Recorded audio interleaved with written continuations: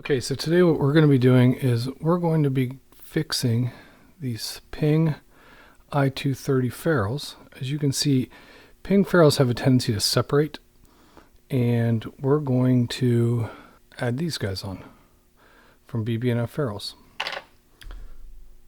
So here's kind of the process and how I go about it. So the first thing I'll do is I'll take a butane torch.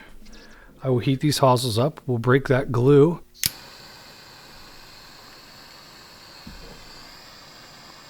So all we're doing is evenly heating up the hosel here.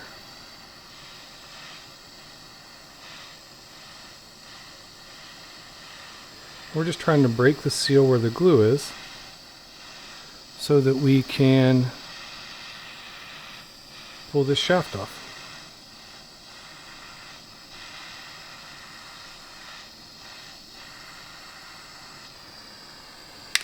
See if that's enough. Sometimes these get a little hot, so I like to put a glove on. And you can pretty much see, we'll just turn it right off. You can see some of the hot glue there, things steaming up.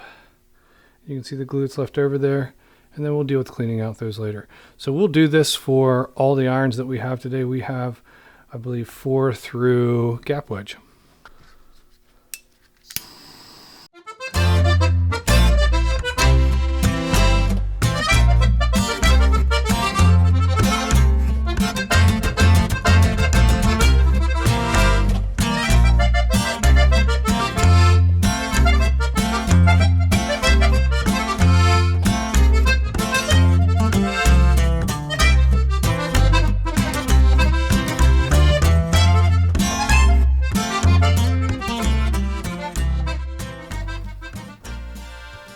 So as you can see, this is the last one. So one thing I was doing is I am marking all the shafts. So that was an 8 iron. So I just put a little piece of blue tape, put an 8 on it. So then it just makes it easier when you're reshafting or putting the heads back on to be able to do that. One thing you'll notice is the mess I made here. This is all the glue that's inside of there, and it's all over the tip. So we need to get that off, and we got to get this old ferrule off. So that's the first thing we're going to do is take this old ferrule off and take all this glue off. So to take this old ferrule off, I'm just going to use a utility knife, and we're going to start on the tip of this ferrule, and we're just going to kind of pull, and it slides right off. I did add a little bit of heat to it, but they slide right off. It just kind of makes it really easy to do.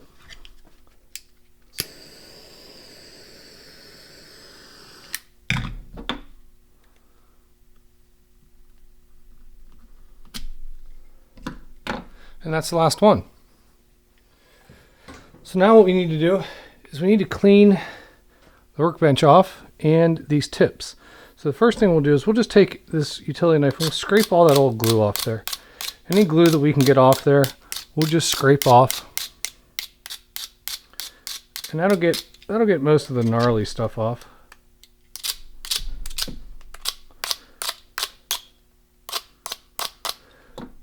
So we're going to do that for all 8 of these. What I've done is I've just changed the belt on my sander, and we're going to get rid of this extra glue on here with the old belt sander.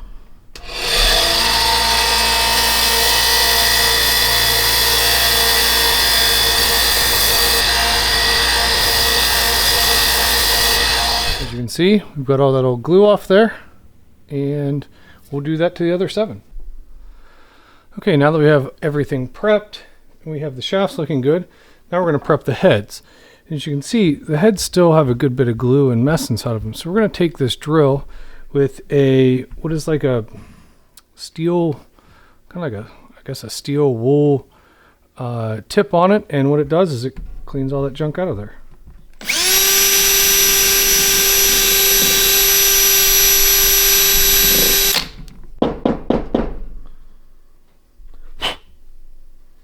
As you can see, we got everything out of there. One last good check and we're good to go. I should have shown you this before I took the ferrules off of all of these. But as you can see, ping ferrules have this little ridge right here. And what that does is it centers the shaft inside of the hosel. And you can see these are a little melted and ripped, broken off from coming off. But a regular ferrule doesn't have that. You just slide the shaft right down in, and it centers itself inside of the head of the club. If we do this on the pin clubs, look at all the play that there is. There's all kinds of play in that.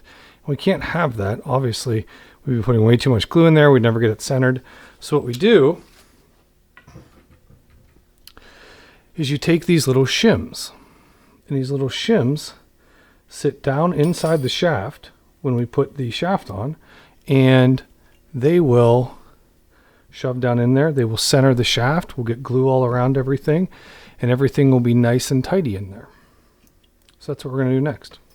What I've done is I've cleaned out the inside of all the hosels and the shafts with an alcohol wipe. I keep a big box of these around, so I have them.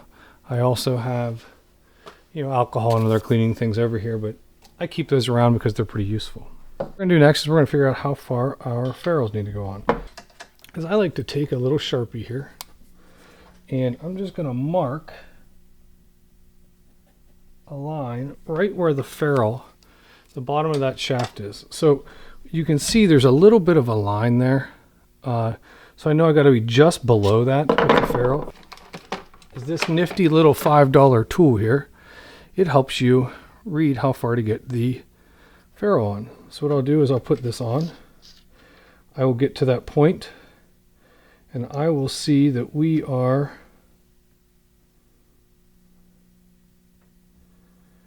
1 1/16 is what we need to put that ferrule on. So I'm probably going to put it on about 1 inch, a little more than 1 inch, and then we'll pound it the rest of the way on once we get it on there. So what we'll do is we'll slide the ferrule on. We will put the little ferrule pounding tool on, and I have this old small rubber hammer, and we'll just pound that down until it gets to right where we need it to be. And again, we'll do this for every one. We'll put the ferrule on. We know how far down we need to be.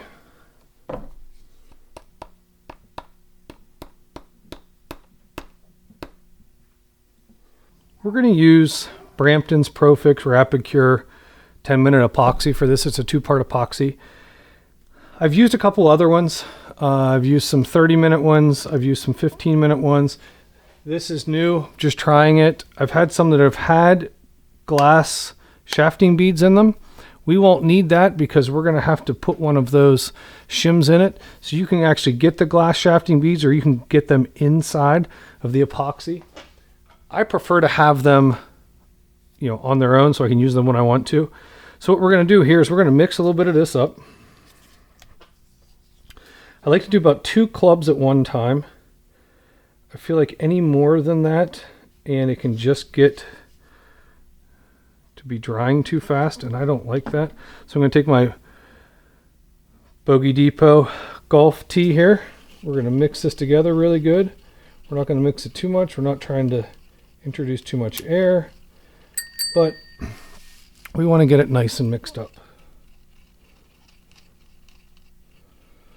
So the first thing we're going to do is we're going to take our 4-iron, and we are going to insert some glue into our 4-iron hosel.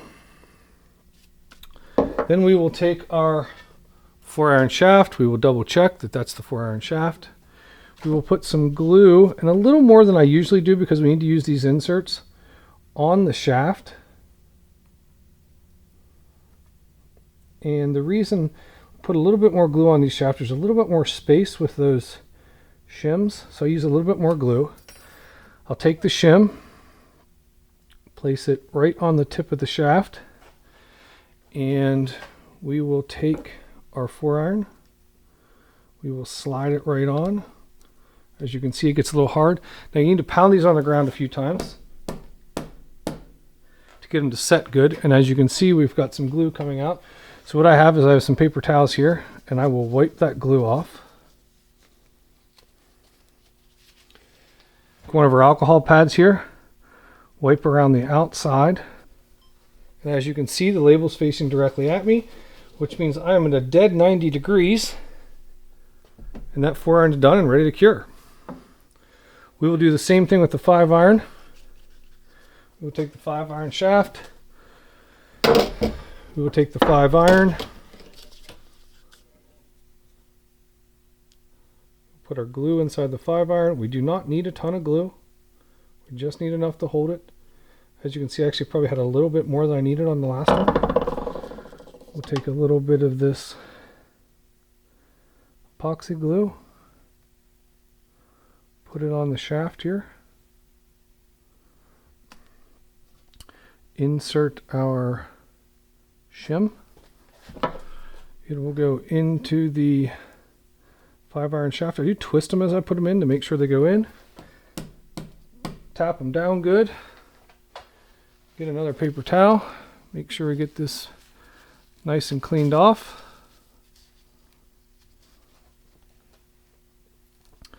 Take our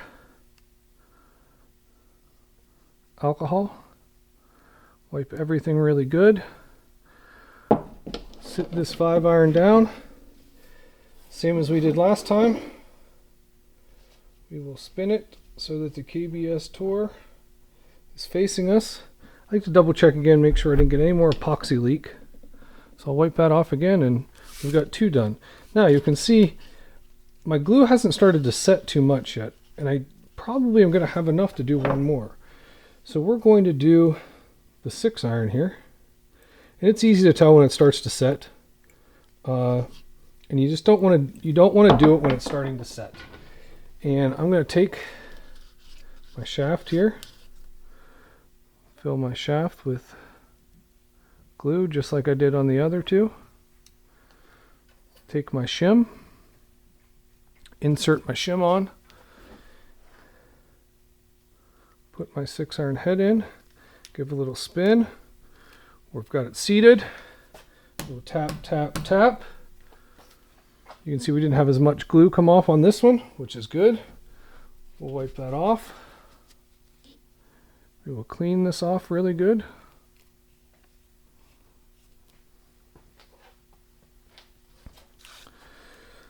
Sit our 6-iron down. Make sure the label is facing us. We've got 3 done. Insert our gap wedge. Tap it down a little bit. Wipe our excess of glue off. Take our alcohol swab and wipe it off. So as you can see, we have our ferrules on. They look great. They're by bb&f. I highly recommend bb&f ferrules. They come in all kinds of different colors and assortments. Got a big assortment here. As you can see, there's all kinds of different stuff. And I'm doing these for my son. I have mine done. Mine are done in a little bit of a Miami Vice color here, which I really dig, that goes with my head covers.